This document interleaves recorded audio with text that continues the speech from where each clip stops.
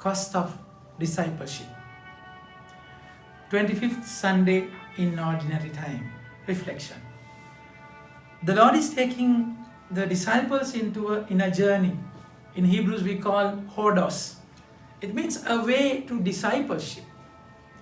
Being just a devotee won't help, my dear friends. You have to go to the deep from the shore. In the deep only God will call you to leave. Leave the catch and the boat. You are called to a deeper purpose. But then, in the book of wisdom today we find the wisdom of the world is different from the wisdom of God. Worldly wisdom and divine wisdom is different. Of course, worldly, it's not wisdom. So, world will think of a life away from struggle. World will go in the broader path, not the narrow way. So that's the understanding of the world. So we found last Sunday, he opened my ear to listen to him. The word of God is like a double-edged sword, and it challenges you, and also it comforts you that he is with you. And this word, if you begin to live according to the word, you become a challenge. Because John chapter 15 verse 18 it is said, I have chosen you from the world. You do not belong to the world. So if you don't please the world will be against you. So definitely they will despise you, attack you, corner you, throw you away. That is part of discipleship. This is exactly why we find in the first reading today, my dear friends, how the Lord, how this person who is called the Son of God is persecuted. They will test, they'll say, let us see if his words are true. And let us test what will happen at the end of his life. So it's a test. But then they don't know by testing. In Isaiah, in Hebrews chapter 12 verse 5, the sons are punished by God, tested by God. And Isaiah 48 chapter 10, you will be tested like gold tested in fire, test the gold. So all these struggles, of course, for them, in their eyes, this is a destruction. But then, after a test only, you will get the promotion, isn't it? This is how the Lord works. His wisdom is different. His words are high in the sky, and we think in the floor, in the ground. Isaiah 55 verse 10 it is said, so the word of God is like a rain that should fall on us. So if you listen to him only, you will understand it. You will get a different idea. So you are called to see beyond what you see, beyond the surface. There the Lord calls you. So last Sunday we found when he said, he will open my ear, the suffering servant never reacted. The willingness of the suffering servant to suffer. It was beautiful. And in that willingness, the way the world will test, check, put you to fire, trauma, agony, destruction. This is part of the discipleship, my dear friends. There's no other way.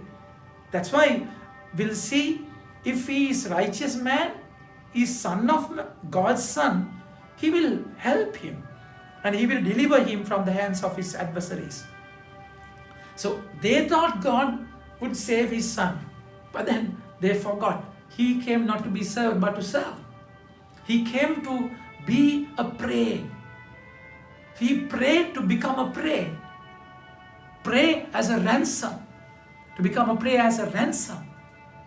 So he died. He was never taken away from the fire. He was put into the fire so that in that fire, the way he responded saved the whole world. Messiah became the suffering servant. So that's why for 3 times in the journey, Hodos, in this pagan land, and today they are coming to Galilee. And so they come in that journey, 3 times he taught them that he has to suffer. But either of them, disciples, understood what he was saying. They never understood. Because the first time when he spoke about the suffering, they said, Peter rebuked him that you should not Peter rebuked him in chapter 8 verse 31. Peter rebuked him. You should not suffer. And today they were arguing about the leader who is going to be the first. And they were silent. They didn't ask anything from the Lord. And we find the other part where chapter 10 verse 32, when Jesus spoke about the suffering in the way to discipleship, James and John come forward to say, stand either side of the throne. They never understood. There's a reason for that. Because all what they thought was different, my dear friends. In their wisdom, human wisdom is different. They crave for something in the world. They yearn for something worldly, a position. So they become greedy. That's exactly why the second reading says, where jealousy and selfish ambition exist, there will be disorder and every vile practice. So every vile practice is there, but then he says, what causes quarrels and what causes fights among you? It is not this, that your passions are at war within you. You desire and do not have, so you murder. You covet and cannot obtain, so you fight and quarrel. You do not have because you don't ask. You ask and do not receive because you ask wrongly to spend it on your passions. So even you be devotees. You have a religion, but then you have it. You pray with a desire, your passion, selfish desire, and it is not given. So the more you become passionate about the worldly things, you lost the purpose of your journey. That's exactly why Jesus never wanted them to know, others to know that he is going there. Did not want anyone to know. Because this is a deep teaching where the Lord wanted them to know that you have to suffer. There is no other way. When they could not understand, when they were lost in their own passion, though they are disciples, that's exactly why in the journey we find two blind people, two blind men Jesus is healing. So it's blindness. Your pride is blindness. Your craving is blindness. Because of it, that only you crave, fight, yearn, desire. And you lose the connection. And it's important. That's why he asks, what were you discussing on the way? He allows them to talk about it. Though he was teaching, they were discussing something else. Not listening properly, not opening their ears. But Jesus is patient. He loves you, my dear friends. And they were silent. They were scared to ask. Of course, one thing, he rebuked Peter last time.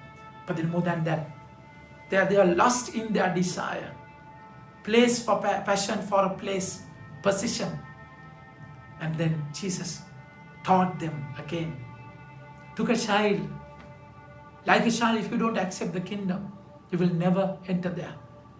So you have to be like a child. A child in that society, my dear friends, is a person, is unrecognized, not valued. They didn't have any say in the society. Even they can't enter the place where men enter in the temple. So you have to be humble like a child. You have to put aside all your pride, status, and you be like a child. And if someone accepts a person like a child, he will accept me. And one who is accepting me will accept the Father. So once you do away with your pride, your label, your status, you become like Christ. You become connected to the Lord. And he embraces the child, hugs the child and teaches them. So the Lord knows your difficulty. All what matters is stay close to him. You may not understand the passion, the struggle, trauma that you are going through. Yet, he understands you. It's a gradual journey towards the cross, discipleship. There is a price to pay. That pain has power. He will never let your pain go down drain. So don't ever leave him because it is painful. Even though you can't feel him, see him. He can see you, he knows you, and he loves you. He has chosen you for a purpose. Amen. May God bless you.